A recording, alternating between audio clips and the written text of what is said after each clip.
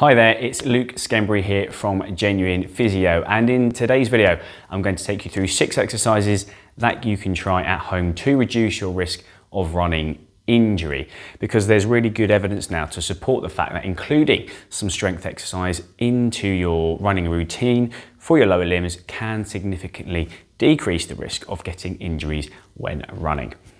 Okay, so I'm going to take you through 3 kind of foundation closed chain exercises that you can do at home. So closed chain exercises are where your feet are in contact with the ground. We're going to work on trying to increase external load with those 3. And then we're going to move on to 3 plyometric exercises that are going to help with your running.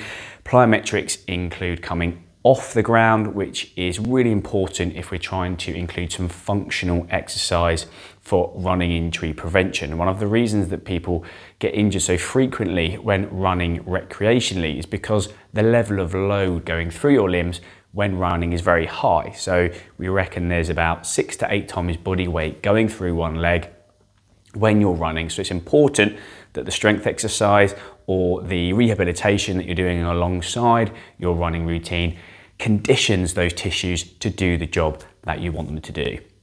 So the first exercise we're going to do is a split squat. I'm going to show you how you might want to regress or progress this depending where you're at. So all you're going to do, and you will need to do this on both sides, is have one foot in front of the other. You want to make sure that feet are about hip width apart so you feel nice and balanced, and then you're just going to drop the back knee down, back foot and heel is going to come off the floor and toes are going to curl over, and then you're going to come back up. So I would recommend doing however many repetitions and sets you're going to do. We can aim for around 3 lots of 12. Do them on the one side, stay on that side because we are aiming for fatigue, and then you can swap over onto the other side. If you do need to hold on, then that's fine.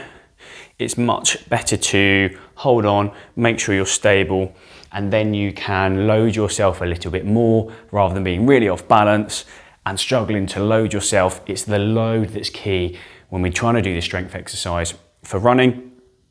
If you wanted to progress, you could have a weight out in front of you across your chest, like so. Alternatively, you could grab a couple of lighter weights and have those either side of you.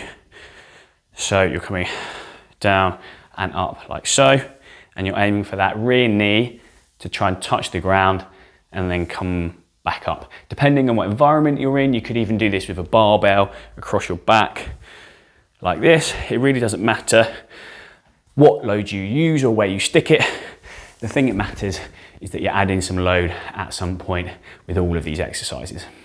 Second exercise is going to be a squat. I would try a few times, make sure you've got the right technique before you add some weight. So you're aiming for feet just past hip width apart. I wouldn't get too hooked up on the angle of your toes. Just make sure you feel comfortable when you're going down in the knees and the hips. And then you're going to do a sitting down type motion. So imagine there's a chair behind you, park your bum on the chair, and then you're coming back up. Try and avoid your knees coming too far over your toes. That is going to present some issues as we start loading things up. And then when you're ready, you can either have something slightly heavier in front of you, and you can try and aim for your elbows to just dip past the inside of your legs. Or if you wanted to use a couple of smaller ones, you could just have them on the floor, disappearing between your legs, touching them on the floor, and then coming back up. If you were in a gym environment, once again, you could add a barbell across your shoulders and you could increment your load like that. So the idea of these 2 exercises is to get multiple muscle groups involved at the same time, so you're getting a lot more out of the exercise than just moving one joint. You're moving ankle, knee, hip, back. So that's going to work on thigh strength, quad strength, hamstring strength, calf strength, and glute strength all at the same time. It's a really efficient way of targeting lots of different muscle groups at the same time. Now your calf is super important when you're running, so we're going to aim for a very localized calf exercise next. We're going to do a single leg heel raise.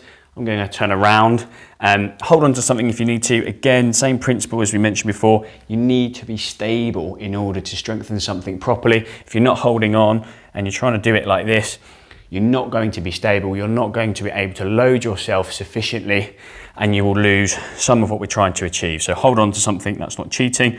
You're going to try and roll up all the way onto the balls of your foot and your sort of first and second toe, and then slowly down. All the way up and then slowly down. Now, just to talk you through a couple of cheats that you may find yourself doing if there is a little bit of weakness or deconditioning there that you want to avoid. You want really good quality heel raises. You want to avoid kind of bending your knee to drive some momentum up each time. So you want to keep that knee nice and straight. You also want to avoid any compensation with your trunk. So as you push up, you want to avoid this kind of hip hitching.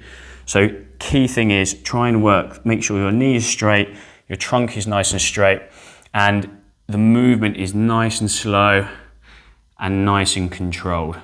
What that calf complex and what that Achilles tendon needs is time under load in order to get stronger.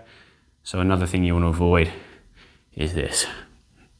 Now if we move on to our plyometric versions, we're basically going to do very similar movements, but in an open chain way, so with our feet coming off the ground. So with our split squat, what we're going to do is alternate between left and right. We're going to come up, switch in midair, and then land on the opposite side. Again, trying to aim for that back knee driving down to the floor, and then you're going to do the same repetitions and sets, and we're adding in some loading and landing now.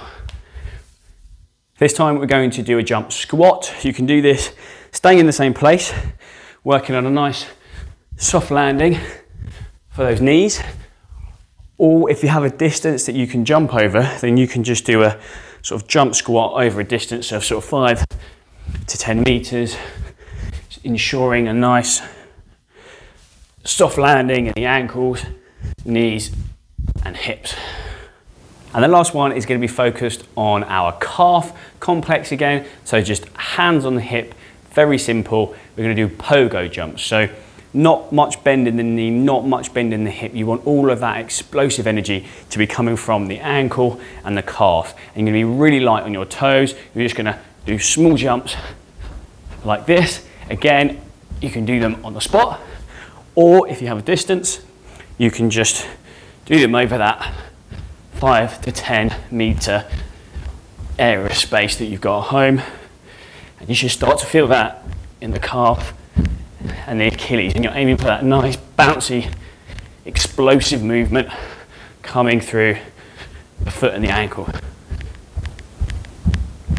I hope you found that helpful. Just a few ideas to improve your running performance and reduce the risk of injury, to include some strength exercise alongside your running routine. If you would like some more free help, then I have put together a completely free knee pain guidebook in the description below the video if you're struggling with knee pain.